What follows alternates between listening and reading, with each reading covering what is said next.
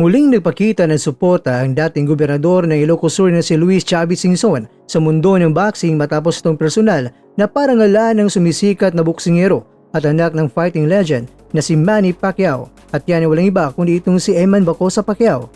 Bilang pakilala sa pinapakitang galing at dedikasyon ni Eman sa lona, hindi nagdalawang isip si Singson na magbigay ng 500,000 pesos bilang cash reward. Ang nasabing halaga ay nagsisilbing insentibo para sa nakababatang Pacquiao upang lalo pang pagbutihin ang kanyang karera sa boxing at ituloy ang ligasiya ng kanyang ama. Bukod sa material na biyaya, higit na tumatak ang iniwang payo ni Chavez kay Eman sa gitna ng mabilis sa pagangat na pangalan ng binata. Pinaalalahanan siya ng negosyante na huwag makalimot sa kanyang pinagmulan. Huwag mong kalimutan, always be humble, ani ni Singson sa kanilang pagkikita.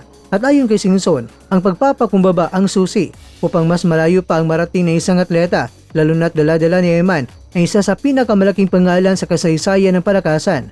Si Eman Bacosa Pacquiao makakwento ay patuloy na gumagawa ng sariling pangalan sa amateur at professional na boxing sa gabay ng kanyang ama at suporta ng mga taong tulad ni Chavez Singson, inaasahan ng boxing community na magiging isa siya sa mga susunod na pambato ng Pilipinas sa pandaigdigang entablado.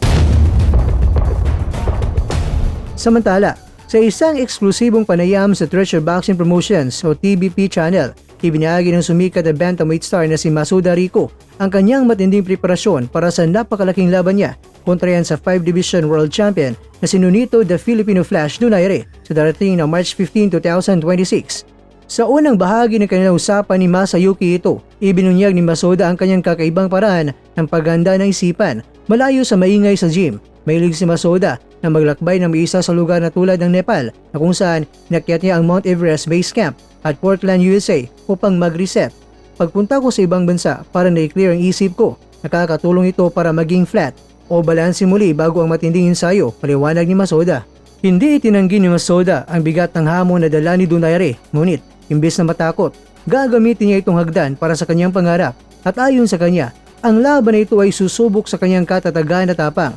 Kailangan maging agresibo ako. Ako mismo ang gagawa ng sarili kong pagkakataon sa loob ng ring, ani ni Masuda.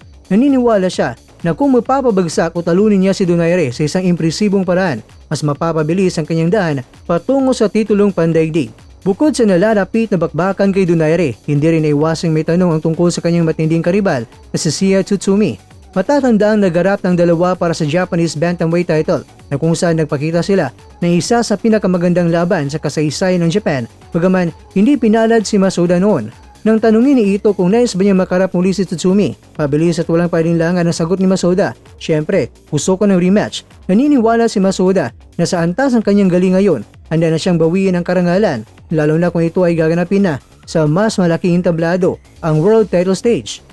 Sa huling bahagi ng panayam, tiniyak ni Masuda sa kanyang mga tagahanga na nasa pinakamagandang kondisyon siya ngayon. Walang naging problema sa kanyang timbang at maayos ang takbo ng kanyang training camp. Mga kakwento, ang laban na ito ay bahagi ng UNEX Boxing Point 5 na magtatampok din ng 3 triple world title matches na nagpapatunay ng Yokohama ang magiging sentro ng boxing sa mundo sa susunod na linggo. Kaya naman, good luck Donaire, ang pambato nating mga Pilipino.